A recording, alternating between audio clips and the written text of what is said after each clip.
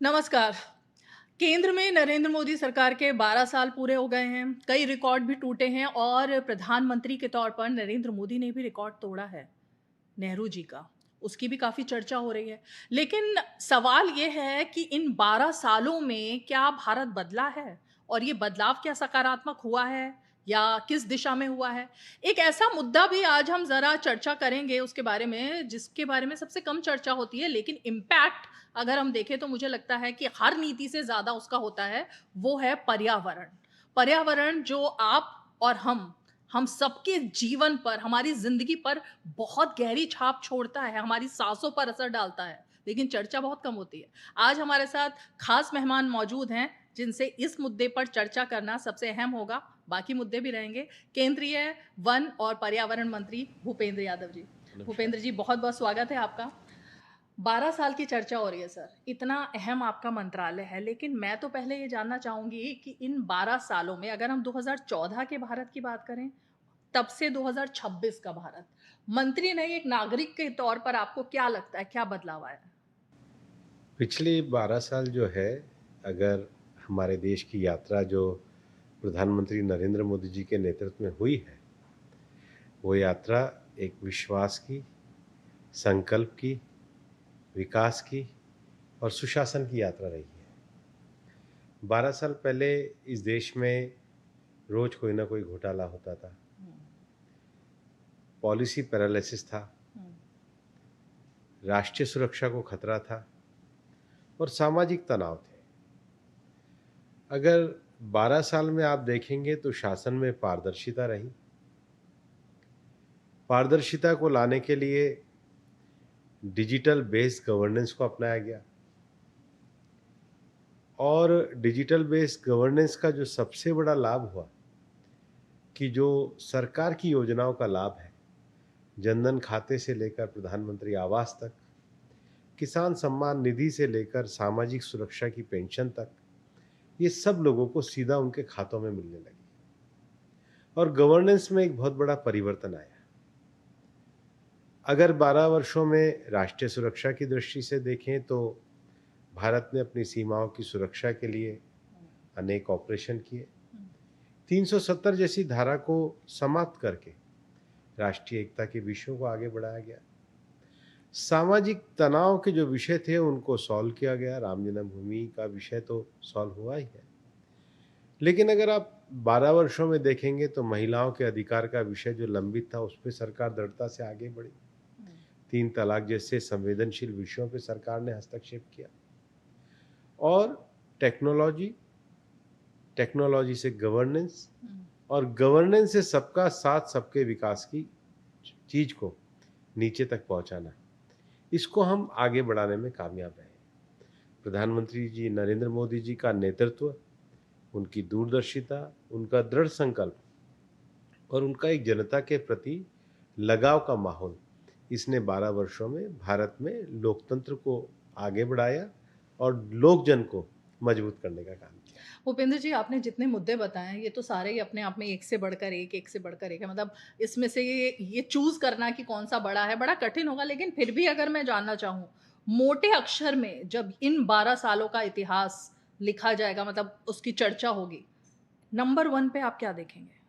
भारत और भारतीयता का विश्वास बढ़ा, हुँ, आत्मसम्मान बढ़ा, आत्मगौरव बढ़ा हुँ, और विश्वास के साथ सब लोगों को ये जो एकजुट होने का भाव आया कि 140 करोड़ लोग मिलकर कोरोना जैसी महामारी का मुकाबला भी कर सकते हैं। हुँ, 140 करोड़ लोग मिलकर देश की अर्थव्यवस्था को दुनिया की सबसे बड़ी 5वीं अर्थव्यवस्था में बदल सकते हैं।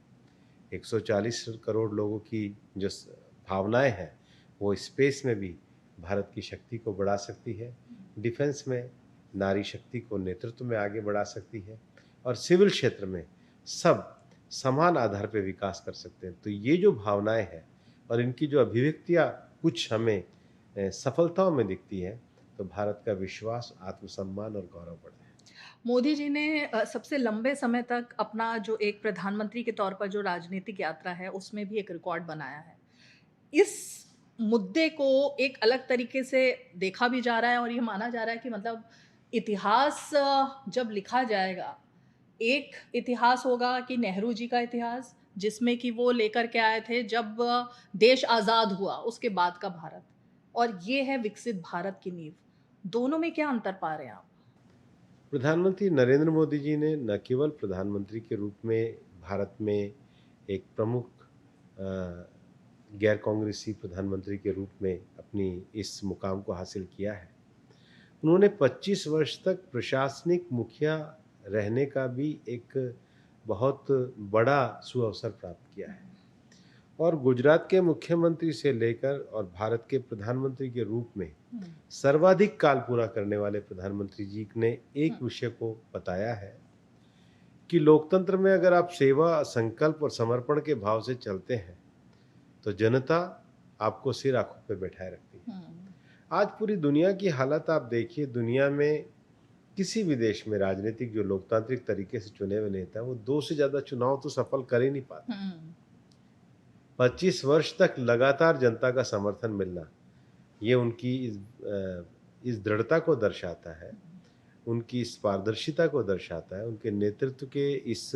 संकल्प को दर्शाता है कि जनता के कोई द्वारा दिए गए जनादेश को जब कोई जननेता सेवा का माध्यम बनाता है, तो जनता उनके नेतृत्व में आगे बढ़ने का काम करती है, उनको बनाए रखने का काम करती है और इसलिए जो सबसे बड़ी बात है प्रधानमंत्री नरेंद्र मोदी जी के नेतृत्व में आप देखेंगे, हुँ, सामान्यतः सरकारें इसलिए बदलती हैं कि एंटी इनकम्बेंसी होती है। हुँ, मोदी जी के नेतृत्व में सरकारें इसलिए आती हैं कि प्रो गवर्नेंस होती है। हुँ, तो राजनीति की धारा में एंटी इनकम्बेंसी से सरकार बदलने की बजाय राजनीति की धारा में कंसिस्टेंसी और कंटिन्यूटी के साथ कोई सरकार और नेतृत्व काम कर सकता है, हुँ। उसके लिए प्रो गवर्नेंस का माहौल, ये मुझे लगता है उनका एक बहुत बड़ा योगदान है। भूपेंद्र जी प्रो गवर्नेंस तो बात है ही, जन समर्थन की बात है, लेकिन एक और मुद्दा है, बड़े समय के बाद, बड़े सालों के बाद देश ने ऐसा देखा कि कोई भी चुनाव होता है तो वो मोदी के इर्द-गिर्द अब चुनाव होने लगा है।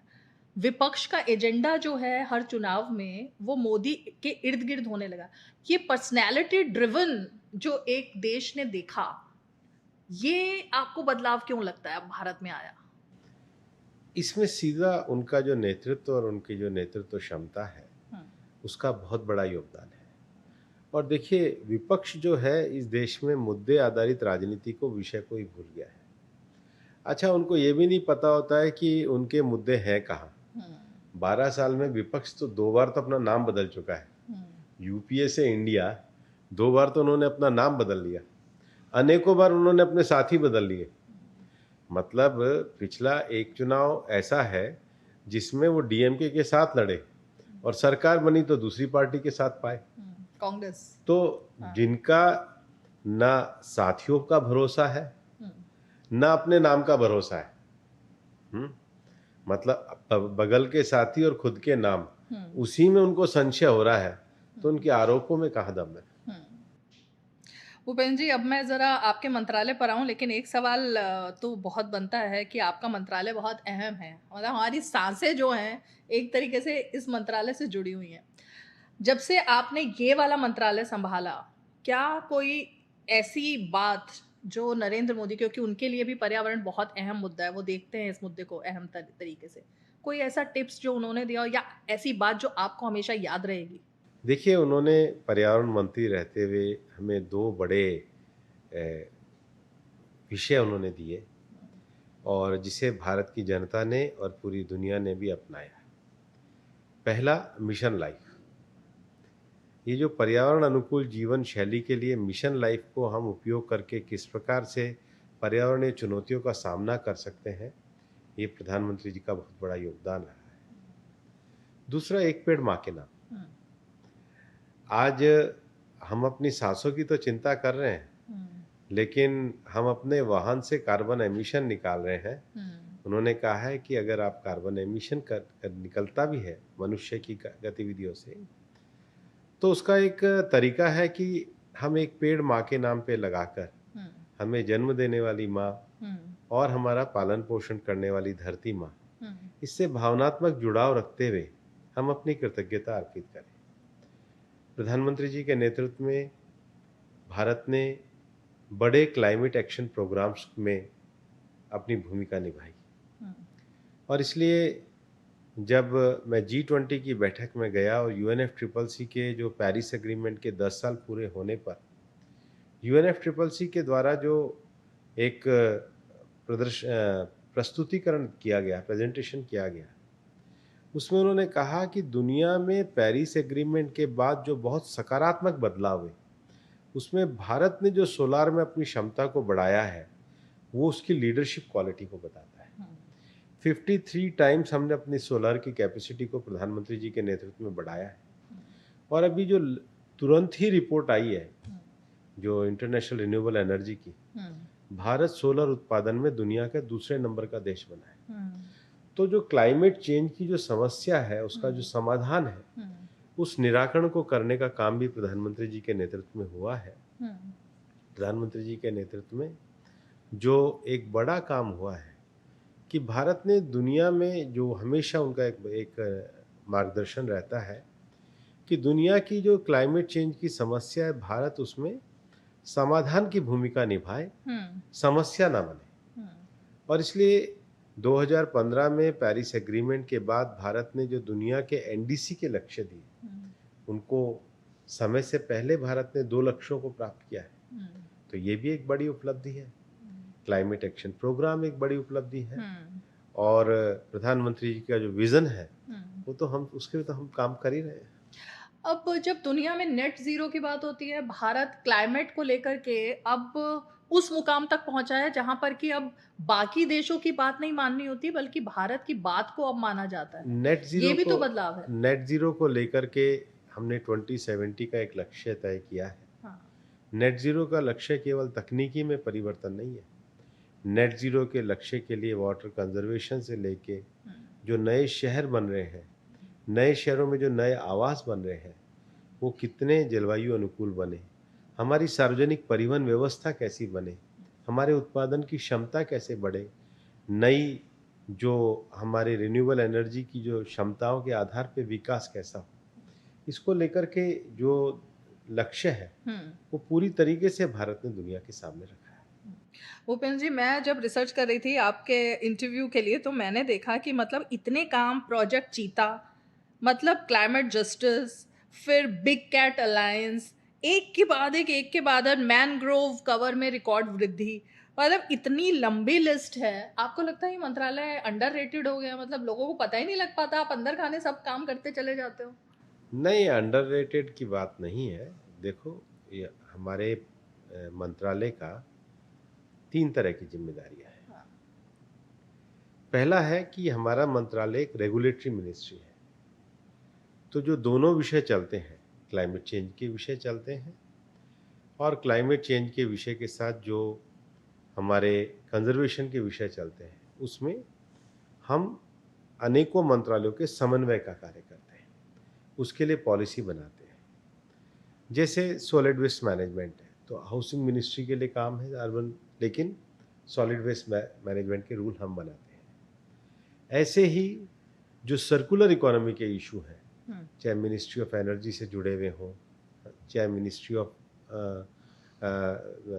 माइंस से जुड़े हुए हों, उसके लिए नियम बनाने का विषय हमारा मंत्रालय करता है। तो अभी प्रधानमंत्री जी ने जो सर्कुलर इकोनॉमी का जो विषय कहा है, चाहे यूज्ड ऑयल का विषय हो, चाहे बैटरी का विषय हो, चाहे सॉलिड वेस्ट मैनेजमेंट का विषय हो, ये सारे विषय हमारे मंत्रालय पहला विषय रेगुलेटरी मिनिस्ट्री के साथ करता है। दूसरा, अंतर्राष्ट्रीय स्तर पे जो पर्यावरण वार्ताएं चलती हैं, बहुपक्षीय वार्ताएं चलती हैं, उन बहुपक्षीय वार्ताओं में भारत ग्लोबल साउथ के लिए एक नेतृत्वकर्ता का काम करता है। और ग्लोबल साउथ में केवल आर्ग्यूमेंट करने के लिए काम नहीं है, क्लाइमेट एक्शन प्रोग्राम में भी भारत काम करता है।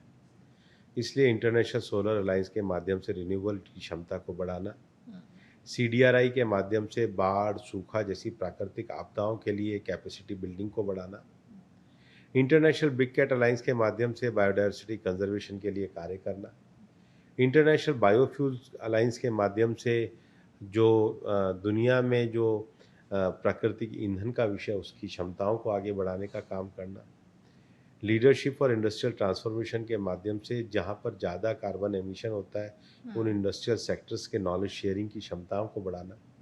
सर्कुलर इकोनॉमी के माध्यम से ये धरती केवल प्राकृतिक पदार्थों के शोषण और दोहन के लिए नहीं है, हमें इसका वाइज यूज़ भी आना चाहिए, उसके लिए काम करना। इसमें तो अंतर्राष्ट्रीय क्षेत्र में भारत अपनी क्षमताओं के साथ काम कर ही रहा है, लेकिन देश के अंदर प्राकृतिक संरक्षण की दृष्टि से सबसे पहले तो भारत की जो प्राकृतिक संपदा है उसकी सुरक्षा करना। और आपने देखा होगा कि अंतर्राष्ट्रीय संगठन ने भी भारत की रैंकिंग को अच्छा देने का काम किया है। हमारे जल संरक्षण के क्षेत्र में 2014 तक केवल 24 झीलें ही रामसर साइट डेजिग्नेटेड थी, आज वो 100 हो गई हैं। जब हम 2014 में सत्ता में आए थे तो इतना कांग्रेस के लोग शोर मचाते हैं, इन्होंने 24 क्षेत्रों को ही इको सेंसिटिव जोन डिक्लेयर करा, हमने 391 करे। 24 से 391 और इन्होंने लगभग 30-35 ही प्रोटेक्टेड एरिया थे, हमने 509 करे। ये आप देखिए, हमने टाइगर की संख्या में वृद्धि करी है। Project tiger, project elephant, project dolphin, project घड़ियाल, प्रोजेक्ट स्लोथ बियर, ये सबको हमने आगे बढ़ाने का करने का काम किया है। और इसलिए इकोलॉजी और इकोनॉमी ये साथ साथ चलती रहे, इसको लेकर के तीनों क्षेत्र में पहला रेगुलेटरी मिनिस्ट्री के नाते एनवायरनमेंट नॉर्म्स को तय करना और एनवायरनमेंट नॉर्म्स को भी फैसिलिटेट करना। 2014 में इस देश में एनवायरनमेंट क्लियरेंस देने में 672 दिन लगते थे, आज केवल 72 दिन लगते हैं। परिवेश जैसा पोर्टल बनाकर हमने गवर्नेंस को ट्रांसपेरेंसी और टेक्नोलॉजी दोनों के साथ सक्षम बनाने का काम किया है। तो ये रेगुलेटरी मिनिस्ट्री के नाते नॉर्म्स तय करना। अंतर्राष्ट्रीय वार्ताओं में भी भारत ने ग्लोबल साउथ के विषयों को मुखरता से उठाया है और अपने देश के बायोडायवर्सिटी कंजर्वेशन के लिए, स्पीशीज कंजर्वेशन के लिए काम किया है। और तीनों ही क्षेत्र में प्रधानमंत्री जी का जो 12 वर्ष का नेतृत्व रहा है, जो मार्गदर्शन रहा है, वो बड़ा काम करता है। भूपेंद्र जी, लास्ट टाइम जब मैंने आपका इंटरव्यू किया था तो राहुल गांधी ने एक वीडियो बनाया था कि हमारी सांसें किस तरह से प्रदूषित हो गई हैं। फिर कुछ समय बाद वो अंडमान गए और वहाँ उन्होंने दिखाया कि कैसे जंगल लगातार कट रहे हैं और पेड़ कट रहे हैं और कैसे पर्यावरण को नुकसान हो रहा है।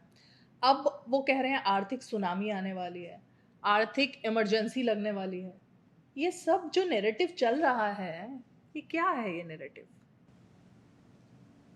अब वो सुनामी तो डीएमके के लिए लेकर के आगे उनको डुबो दिया और मुझे नहीं पता कि उनको कहाँ से और कौन व्यक्ति मार्गदर्शन देता है और कहाँ वो किस जगह से वो इस तरह की टिप्पणी करते हैं। अभी जिस विषय की बात कर रहे हैं उस पे तो नेशनल ग्रीन ट्रिब्यूनल का पूरा निर्णय आ चुका है। जो सारे विषय थे इन लोगों ने वहाँ पर उठाए थे, वो तो सब विषयों का पूरा निस्तारण हो गया है। तो विपक्ष का काम होता है सरकार के प्रति सजगता का विषय रखें, लेकिन 12 वर्षों में इस देश में जब कोई भी परिवर्तन का विषय आया तो विपक्ष गायब मिला। देश ने नई पार्लियामेंट की बिल्डिंग देखी तो विपक्ष ने बहिष्कार कर दिया। देश ने जीएसटी जैसा नया रिफॉर्म का लॉ देखा, खुद राष्ट्रपति प्रणब मुखर्जी आए रात को तो विपक्ष ने उसका बहिष्कार कर दिया। देश ने नए परिवर्तनों के विषयों को लेके आए तो विपक्ष ने उसका बहिष्कार कर दिया। तो जो विपक्ष के लोग जो विषय उठा रहे हैं, उनकी संजीदगी, उनकी ईमानदारी और उनकी भूमिका पे प्रश्न चिन्ह है। आपके समय में कहाँ इतने इको सेंसिटिव जोन थे, जरा जवाब दीजिए। इतना आपको फिक्र थी तो आपने क्यों इको सेंसिटिव जोन का कार्य को पूरा नहीं किया? इतनी आपको सेंसिटिवनेस थी फॉरेस्ट की तो क्यों आपने प्रोटेक्टेड एरिया नहीं बनाए? यूनेस्को बायोस्फीयर रिजर्व भी 2016 के बाद ही बने हैं, क्यों आपने इसके संरक्षण करने का काम नहीं किया? तो जब आपका मौका, और उस समय तो एक नाम विशेष से टैक्स लगता था पर्यावरण मंत्रालय पे, आज तो कोई टैक्स नहीं है। आप ये तो बताएं कि इस देश में इंडस्ट्री लगाने के लिए क्यों 650 दिन लगते थे? मतलब इस देश में कोई इंडस्ट्री लगाने आए तो 2.5 साल तक तो उसको परमिशन ही ना मिले। सर, ये सारी बातें तो किसी को पता ही नहीं चलती। पता तो सबको है, तभी तो सत्ता में नहीं आ रहे। आपको हो सकता है रिसर्च करना पड़ता हो, नहीं, लेकिन लेकिन जेनजी तक ये बातें पहुंच पा रही हैं क्या? क्योंकि जेनजी ही सबके निशाने पर है आजकल। इस देश में विजडम गांव-गांव में फैली हुई है ना? विजडम कहीं से उधार लेकर के नहीं आनी पड़ती है। उधार लेने के लिए जो है रिसर्च करना पड़ता है, और जब विजडम और जनता के नेतृत्व का विश्वास होता है तो कोई रिसर्च नहीं करना पड़ता, वो दिल से आता है, दिल से ही समर्थन देता तो मतलब आपको लगता है जेनजी को लुभाने के ये जो पासे फेंके जा रहे हैं, इससे कुछ होगा नहीं? है। कौन किसको फांसे फेंक रहा है? राहुल गांधी रोजाना जेनजी से ही बात करते हैं, उनसे वार्तालाप करने की कोशिश करते हैं, उन्हीं के साथ मुद्दे लेकर के आते हैं कि ये जेनजी को कनेक्ट देखो, करने वाला राहुल मुद्दा गांधी है। जी के बगल में तो खड़गे साहब, जयराम जी, ये दोनों बैठे हुए दिखते हैं। ये तो जैन जी के प्रतिनिधि, अगर वो उनको मानते हैं तो इनको मुबारक है। आपको लगता है कि कमजोर विपक्ष जो है, यही आपकी सबसे बड़ी उपलब्धि और आपको फायदा पहुंचा रहा है? कमजोर विपक्ष जो है, इसी ने आपको फायदा पहुंचाया 12 साल में। कमजोर और मजबूत का सवाल नहीं है कोई। हम कमजोर विपक्ष और वो मजबूत नहीं होता है। मजबूत तो देश होना चाहिए। हम देश की मजबूती के लिए काम करते हैं, है ना? और देश की मजबूती में पॉजिटिव पॉलिटिक्स करते हैं, तो पॉजिटिव पॉलिटिक्स उनको भी करनी चाहिए। भूपेंद्र जी, एक तो ये भी तो आरोप लगा ना 12 साल में कि आपने पूरे विपक्ष को ही खत्म कर दिया, सारी पार्टियां तो आपकी तरफ आ गई, सब खत्म हो रहा है। विपक्ष खत्म होता तो केरल में विपक्ष की सरकार, तमिलनाडु में विपक्ष की सरकार, तेलंगाना में विपक्ष की सरकार, कहाँ खत्म है? हिमाचल में विपक्ष की सरकार, पंजाब में विपक्ष की सरकार, कहाँ खत्म है? सब काम तो कर रहे हैं। अब जनता को जिताना ना, जनता किसको जिताए ये तो जनता को तय करना है। रीमा जी, आप और मैं बैठ के थोड़ी तय कर सकते हैं। 2047 का भारत कैसा होगा? विकसित, आत्मनिर्भर, जेंडर जस्टिस वाला भारत, जिसमें सबका विकास, सबका विश्वास और सबका प्रयास होगा, और एक मजबूत दुनिया के लिए, एक बेहतर दुनिया के लिए मार्गदर्शन देने वाला भारत होगा। भूपेंद्र जी, आपने संगठन में इतनी अहम भूमिका निभाते हैं, हर बार आपकी बहुत अहम भूमिका रहती है, मतलब इतने समय से पार्टी संगठन में काम करना ज्यादा मुश्किल लगता है या मंत्रालय को संभालना? जो आपको जिम्मेदारी मिले उसको ईमानदारी से करिए, बाकी सोचिए मत। जैसे मेरे को आपका इंटरव्यू देना है, ये भी मेरे लिए कठिन है, लेकिन मैं कोशिश कर रहा हूँ। सर, आपके लिए कहाँ कठिन है? आपके तो मतलब आंकड़े सारे एकदम ऐसा लग रहा है सब आपको रटा हुआ है। अब इसको चूंकि ध्यान से कर रहा हूँ इसलिए लग रहा है। तो कोई भी काम करे, छोटे से छोटा काम भी हो, मतलब कोई, हमें कोई एरोगेंस नहीं है कि भाई हम मंत्री हैं या हम संगठन में हैं। मेरे को जो सिखाया गया वो ये है, हर काम को ध्यान से करना।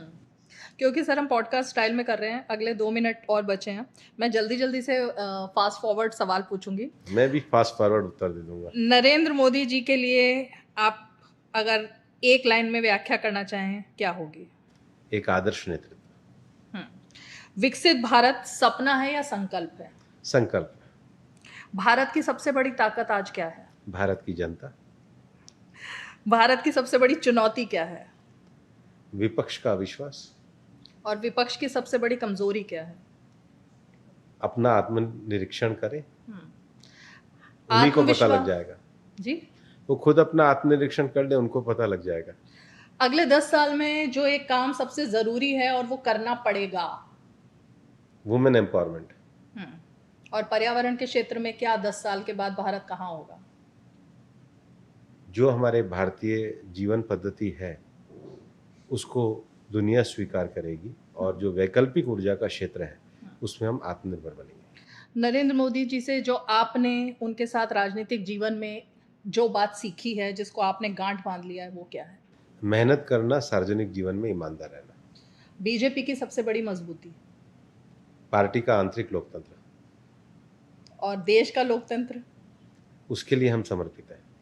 बहुत बहुत शुक्रिया Bhupendra Yadav ji. The rapid fire, आपने एकदम सही तरीके से इसको रैपिड फायर बनाया और इतनी बेबाकी से आपने पर्यावरण से लेकर देश के मुद्दों पर चर्चा की। बहुत बहुत शुक्रिया। Thank you.